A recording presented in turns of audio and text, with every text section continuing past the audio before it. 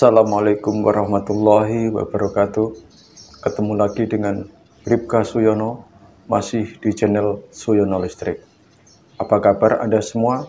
Saya doakan semoga Anda mendapat nikmat, yaitu nikmat sehat dan nikmat iman dari Allah SWT, dan segera dilepaskan dari cengkraman anxiety, psikosomatis maupun asam lambung.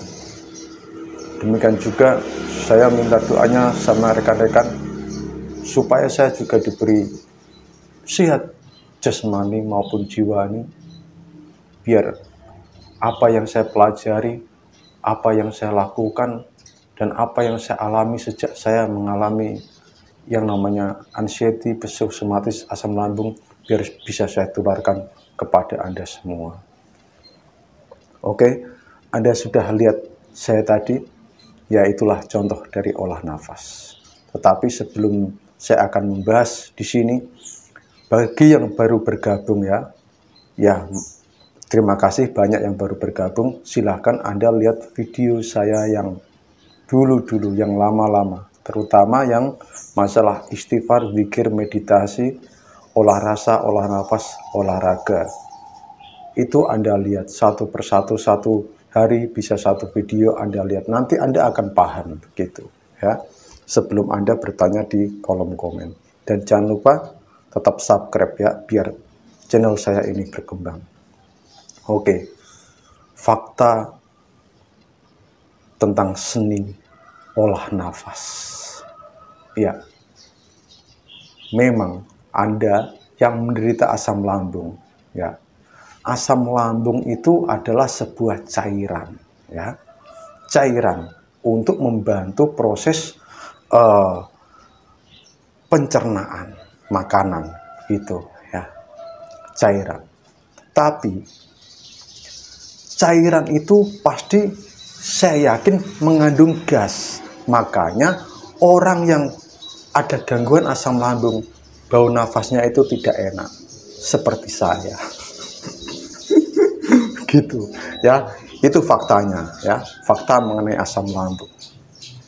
Terus sekarang saya akan buktikan fakta yang kedua ya.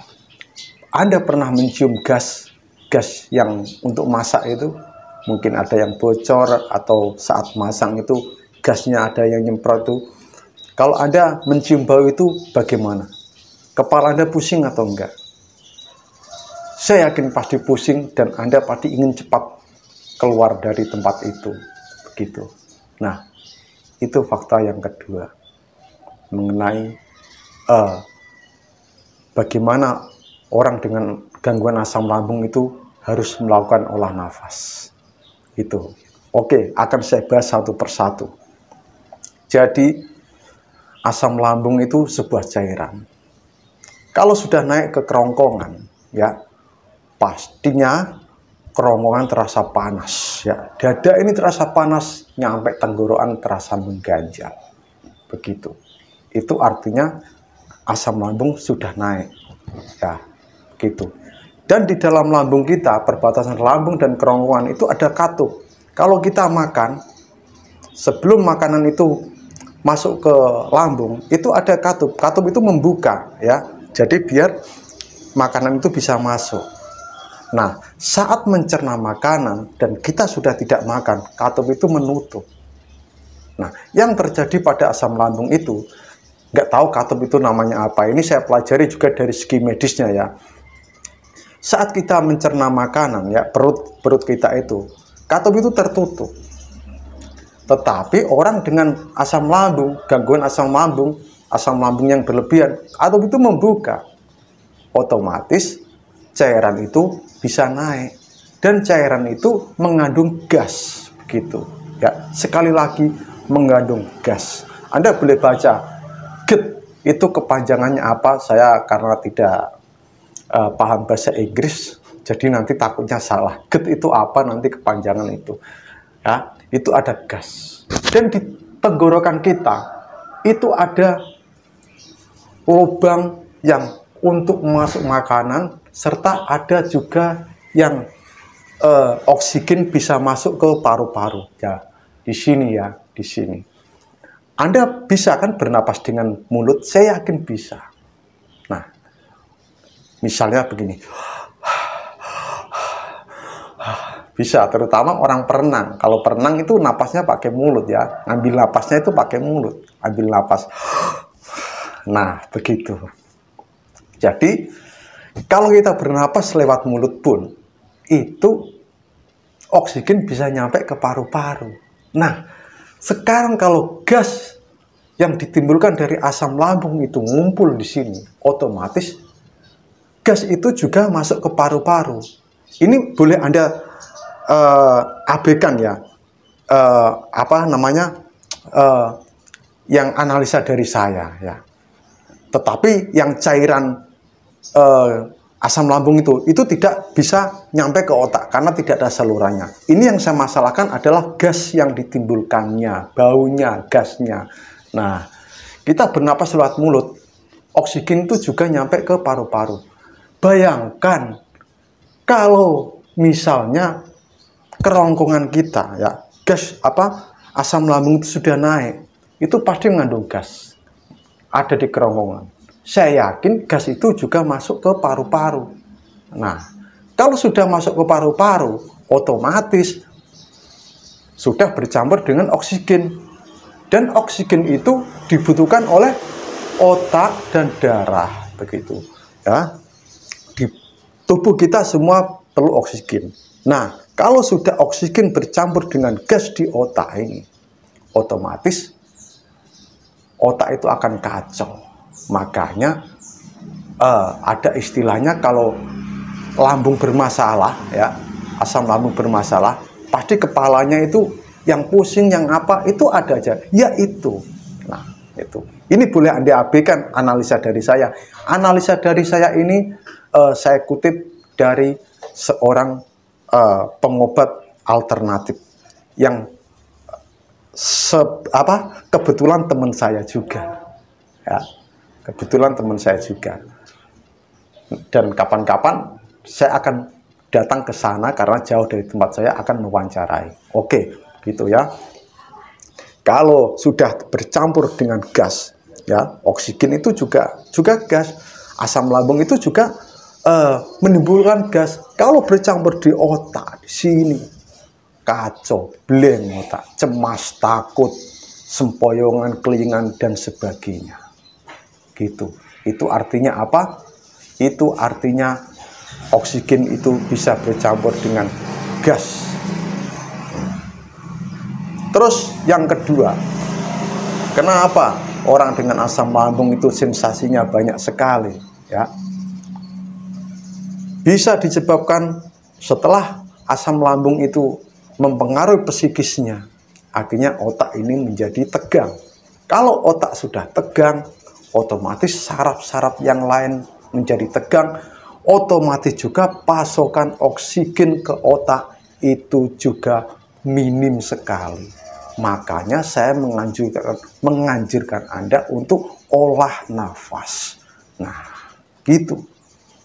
Anda aja bau gas yang bocor dari kompor atau apa, itu pasti Anda pusing. Ya enggak. Nah, itulah.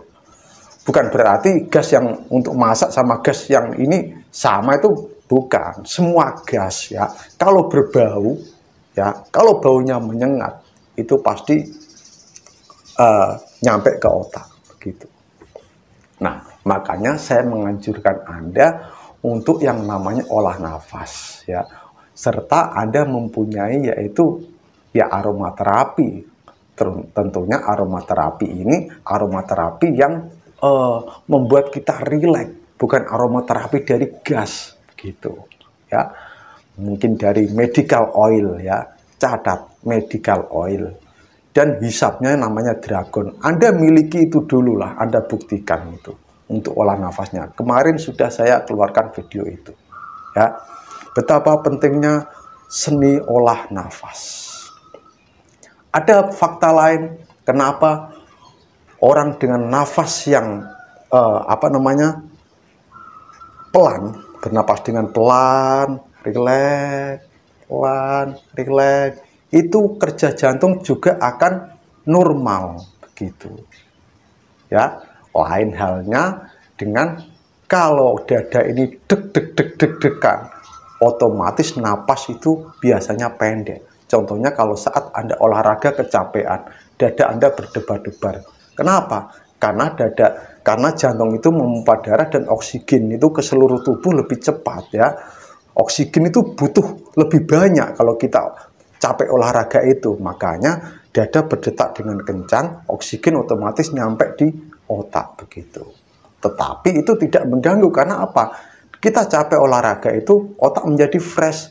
Kenapa? Yaitu pasokan oksigennya itu tercukupi asal tidak melampaui batas kekuatan kita. Makanya Anda banyak mendengar orang habis badminton, sepak bola itu kena serangan jantung. Nah, itu terlalu diforsir tenaganya begitu. Jadi pasokan oksigennya itu tidak mencukupi begitu ya. Makanya saya mengajarkan yaitu olah nafas. Olah nafas ini bisa Anda lakukan kapanpun, dimanapun ya.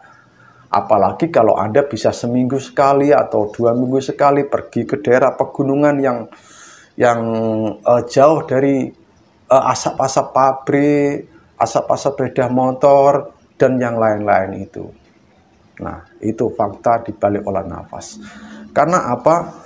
Anxiety, psikosomatis, asam lambung, ya, terutama asam lambung itu bisa menimbulkan kecemasan, yaitu sudah saya sebutkan tadi. Anxiety psikosomatis bisa menyebabkan Anda cemas, sempoyongan, takut, dan sebagainya, takut di keramaian.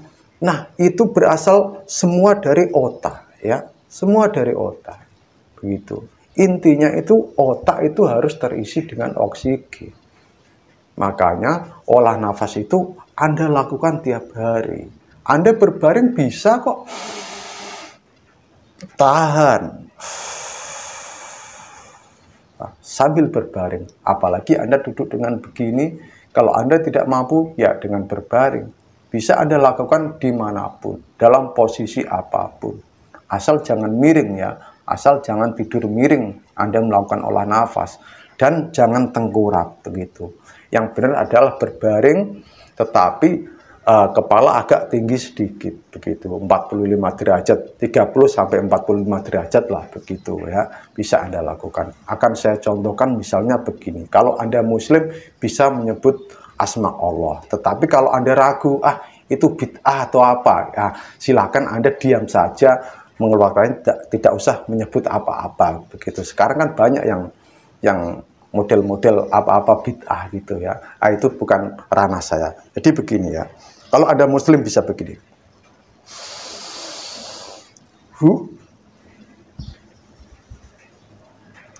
Allah.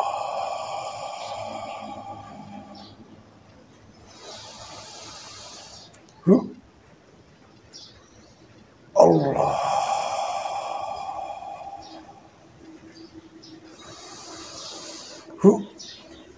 Allah. Kalau ada non-muslim atau penganut kepercayaan, ya bisa aja dengan diam aja begini. Nah, nariknya lembut, keluarnya juga lembut. Ingat, tonton dulu video saya meditasi pernapasan perut dengan zikir. Nah, itu jadi saya tidak akan mengulang-ulang lagi ya, supaya Anda rajin menonton video saya meditasi pernapasan dengan perut. Ya, nanti kalau yang pernapasan dada gabungan itu juga sudah ada, tapi itu levelnya lebih tinggi. Pertama Anda lakukan pernapasan perut saja dulu lah, pernapasan perut saja, begitu ya. Tetap tonton video saya yang meditasi pernapasan perut supaya Anda paham, oke? Nah, itulah fakta kenapa saya menganjurkan olah nafas. Seni olah nafas ini sudah ada sejak zaman dulu. Kalau Anda tidak percaya, silakan tanyakan kepada orang yang ahli dalam seni olah nafas, gitu. Apalagi dibarengi dengan gerakan itu tidak perlu. Itu belum perlu untuk Anda. Kalau Anda penyembuhan cukup diam saja, begitu. Ya, Anda bisa lakukan 5 menit, mau 1 menit, 2 menit. Yang penting tiap hari itu Anda melakukan olah nafas ya, tiap hari itu.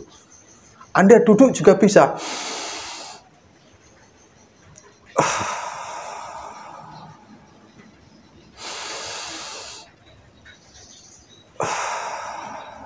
Habis itu napas biasa, rileks biasa, begitu ya. Itu aja, yang penting otak ini jangan sampai kekurangan oksigen gitu ya. Tetap semangat, apa yang Anda alami itu tidak apa-apa. Ya, itu hanya ilusi. Nanti saya akan buktikan apa benar yang dirasakan kayak sempoyongan, kelingan itu sebuah ilusi. Nanti akan saya buktikan ya.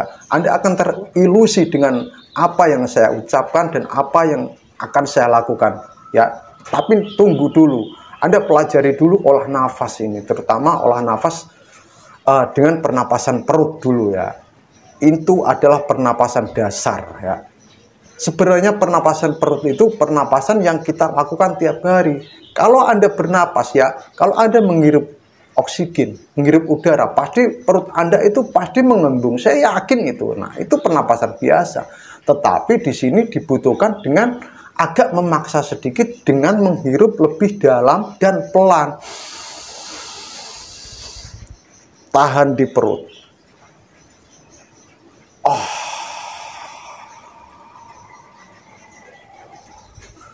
Pelan begitu. Nikmati itu prosesnya, nikmati prosesnya. Nanti kalau Anda melakukan itu, kepala Anda terasa malah pusing. Oh, itu bagus. Kenapa? Ya, karena itu adalah pergantian oksigen ya. Di sini ada pergantian oksigen ya. Jadi secara tidak sengaja Anda sudah mengganti oksigen di otak. Yang tadinya oksigen itu bercampur dengan yang lain, itu nanti akan murni, yaitu oksigen yang murni begitu ya.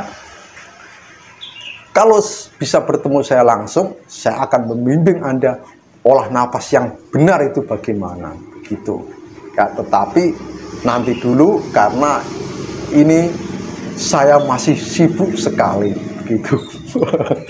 Lihat saja, pelajari saja olah nafas saya yang meditasi pernapasan perut dengan zikir itu ya. Oke, tetap semangat. Apa yang Anda rasakan itu tidak apa-apa. Itu hanya sensasi yang berbahaya, persepsi Anda. Itu hanya ilusi. Kenapa ilusi? Karena Anda cemas takut terjadilah sebuah ilusi. Gitu. Ya, tersugesti dengan apa yang Anda rasakan, akhirnya menjadi ilusi. Gitu.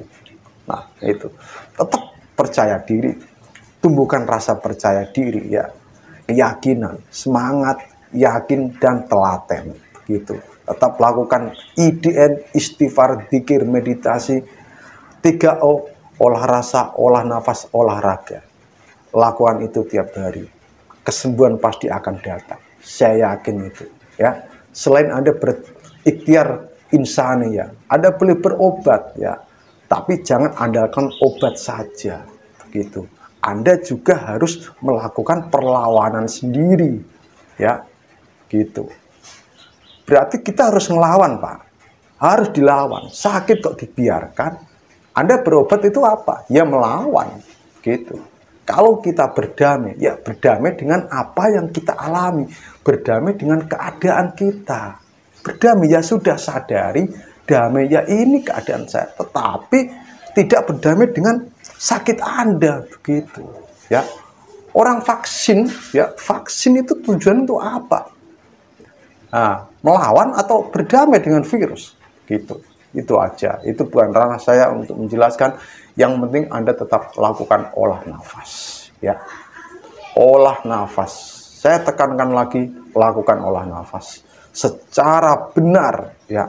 Secara benar sampai Anda merasa kepala Anda berat, pusing, itu berarti itu benar yang Anda lakukan. Tetapi kalau orang sehat ya, orang yang sudah sehat melakukan olah nafas itu tidak pengaruh, dia tidak akan pusing, justru malah fresh gitu. Tetapi kalau Anda masih sakit, ya masih merasakan sensasi-sensasi di kepala itu kalau melakukan olah nafas, kepala Anda tambah begini, itu berarti ada pergantian oksigen ya, gitu. Makanya saya suruh beli Anda yang namanya Dragon sama medical oil. Aroma itulah yang membuktikan kalau kita menghirup dengan pelan dan dalam, itu nanti di sini terasa begitu ya. Nah, Oke, mungkin hanya itu saja. Tetap semangat. Badai pasti berlalu. Tidak ada badai yang tidak berlalu. Dan semua akan indah pada waktunya. Ya, kesembuhan pasti akan Anda dapatkan. Yakin seyakin-yakinnya. Ya, mungkin hanya itu saja. Salam sehat dari Bribka Suyono. Wassalamualaikum warahmatullahi wabarakatuh.